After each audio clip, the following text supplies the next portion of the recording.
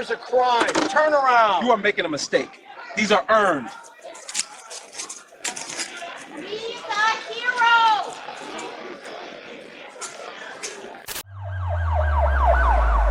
The fluorescent lights of Dallas/Fort Worth International Airport hum with a relentless buzzing energy that most travelers learn to tune out. It is the sound of a massive machine in motion, a symphony of rolling suitcases, muffled announcements, and the rhythmic shuffling of feet in the security line on a humid Tuesday afternoon at approximately 2:14 p.m. This mundane atmosphere became the backdrop for a confrontation that would eventually dominate the national news cycle and result in a record-breaking judgment against the federal government. At the center of this gathering storm was Arthur Sterling. At 47 years old, Sterling was a veteran of the Transportation Security Administration, boasting 14 years of service at one of the busiest hubs in the world. To the casual observer, he was a dedicated public servant in a crisp blue uniform. To his co-workers, he was something far more specific. They called him the gatekeeper, a man who seemed to derive a dark personal satisfaction from the power his badge afforded him. Sterling's personnel file was a thick volume of contradictions.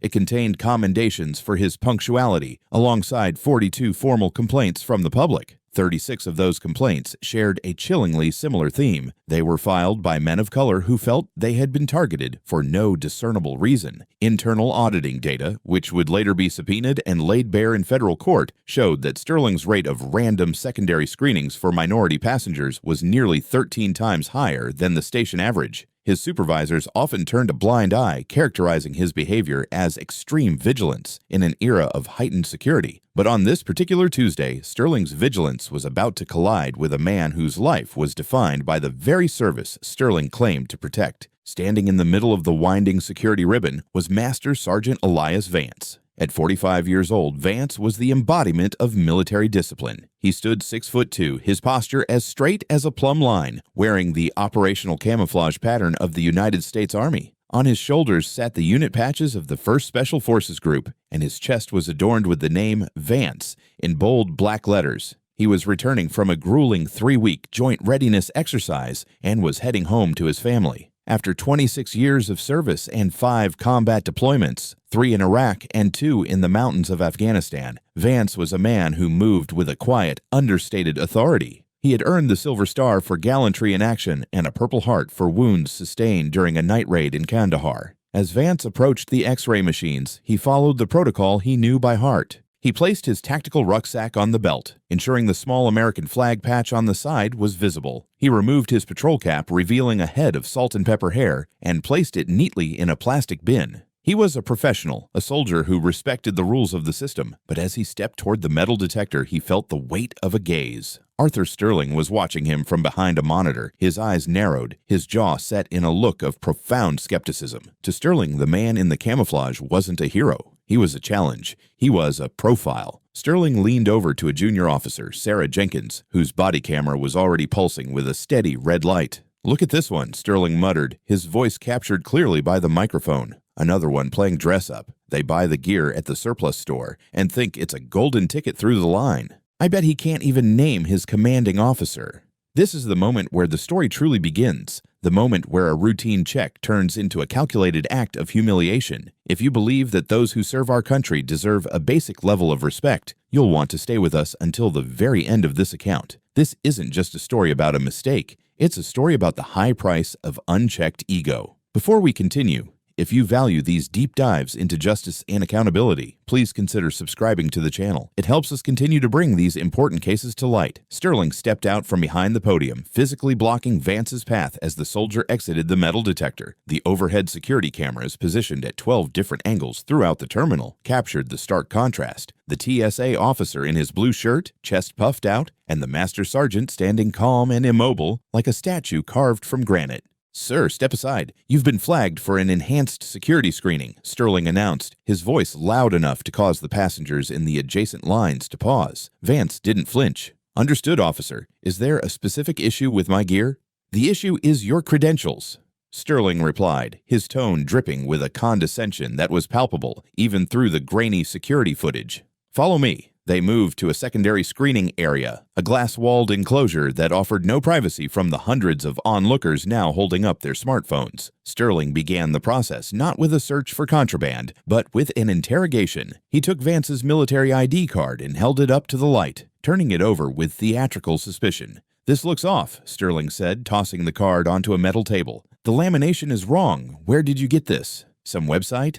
Vance's voice remained low, a byproduct of decades of training. "That is a standard-issue common access card, officer. It was issued at Fort Hood. You can scan the chip right now to verify my status." Sterling ignored the suggestion. Instead, he reached for Vance's tactical bag and began to systematically empty it. He didn't just search it, he desecrated it. He pulled out a spare uniform and threw it onto the floor. He tossed a folded set of travel orders aside like trash. Then, he found a small, hand-carved wooden eagle, a gift Vance's youngest daughter had given him before he deployed for his last tour. Sterling turned it over in his hands, then dropped it onto the hard table with a dismissive clatter. "Stolen valor is a serious crime, Sergeant," Sterling said, putting heavy, mocking emphasis on the rank. "I see guys like you every week. You wear the OCPs, you put on a few patches, and you expect everyone to thank you for your service so you can skip the liquid restrictions.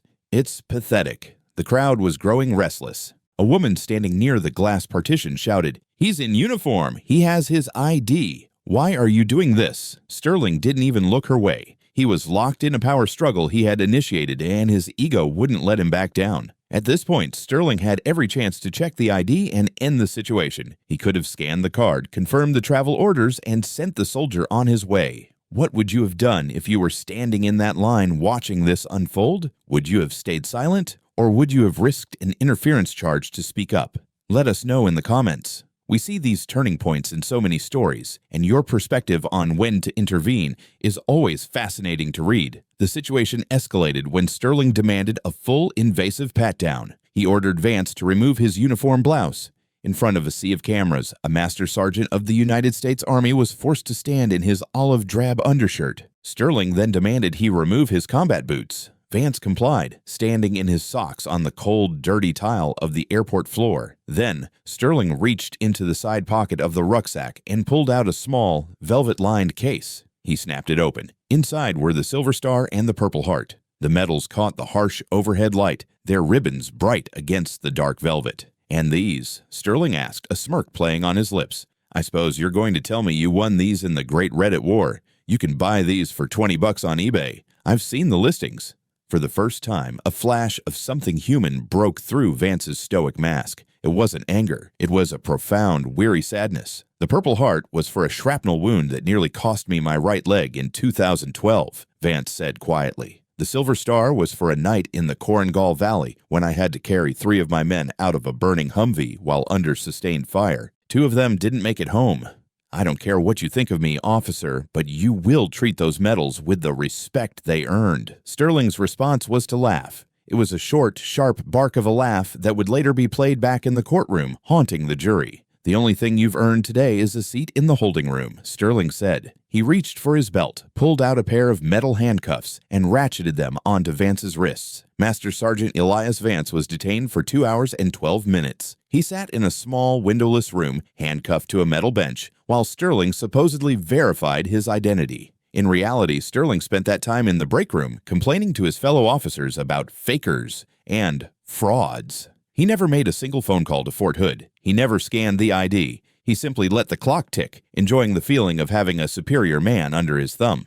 The silence was finally broken by the arrival of Lieutenant Sarah Halloway of the Airport Police. Halloway was a 24-year veteran of the force and a former military police officer in the reserves. She had been called to the scene by a frantic gate agent who had witnessed the initial confrontation. When Halloway walked into the screening room and saw a Master Sergeant in OCPs, handcuffed and sitting in his socks, her face went pale. "Arthur, what in the name of God is this?" Halloway demanded. Sterling leaned back, hands on his hips. "Caught a guy with forged papers, Lieutenant. Stolen valor. I'm just waiting for the system to catch up." Halloway didn't look at Sterling. She walked over to the table where Vance's belongings were scattered. She picked up the CAC card, took out a handheld scanner from her belt, and swiped it. A green light blinked instantly. She then picked up the Silver Star case, her fingers tracing the edge of the metal. "Officer Sterling," Halloway said, her voice a low, dangerous growl. This man is a master sergeant with the 1st Special Forces Group. His ID is valid, his travel orders are authentic, and you have him in irons.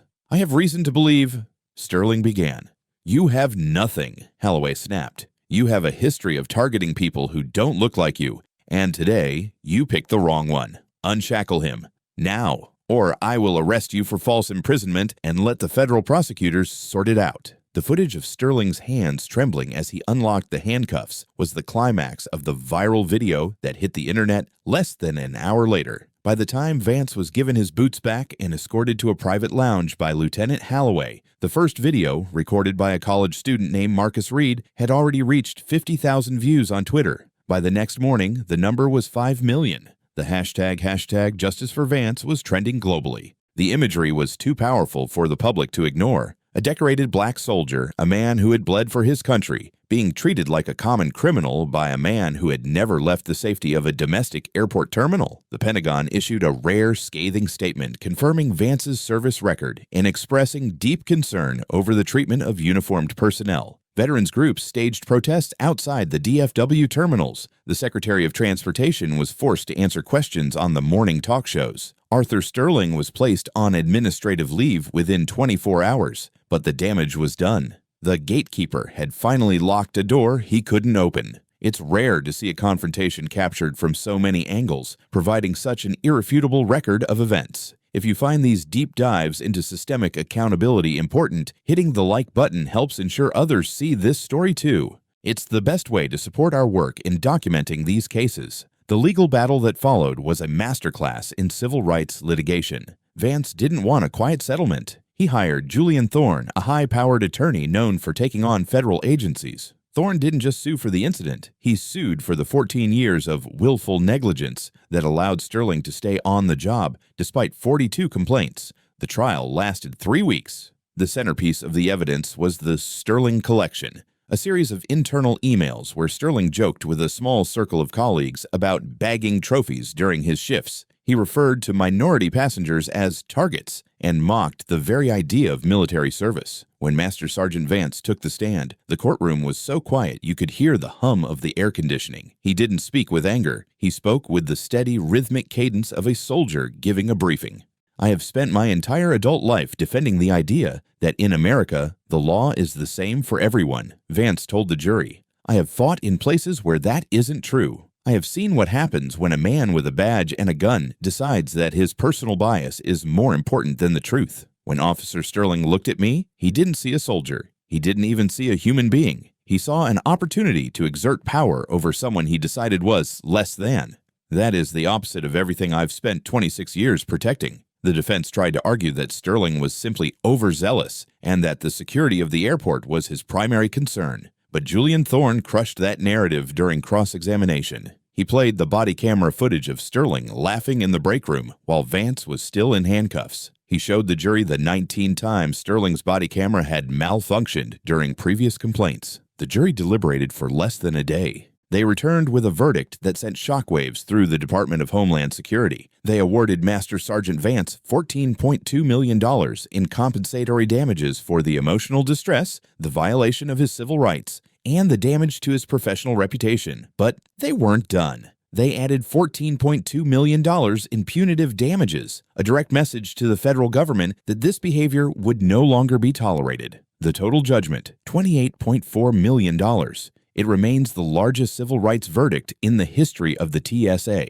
The consequences were swift and systemic. Arthur Sterling was fired and permanently barred from any form of government employment. He eventually moved to a small town in the Midwest, where he lived in relative obscurity, his name forever linked to the Sterling scandal. Sarah Jenkins, the officer who stood by and watched, was also terminated, as were 2 supervisors who had spent years buried in Sterling's complaint files without taking action. But the real victory wasn't the money, it was the Vance protocols. The Department of Homeland Security was forced to implement a series of sweeping reforms. These included mandatory third-party anti-bias training for every officer, a new digital system that allowed military credentials to be verified instantly at the checkpoint, and a strict 3-strike rule for public complaints. Any officer who had more than 3 substantiated complaints of bias would be subject to immediate termination. Master Sergeant Elias Vance used a significant portion of his settlement to create the Silver Star Legal Fund, a nonprofit organization that provides free legal counsel to veterans and active duty service members who experience discrimination or abuse of power. He served 2 more years before retiring with full honors.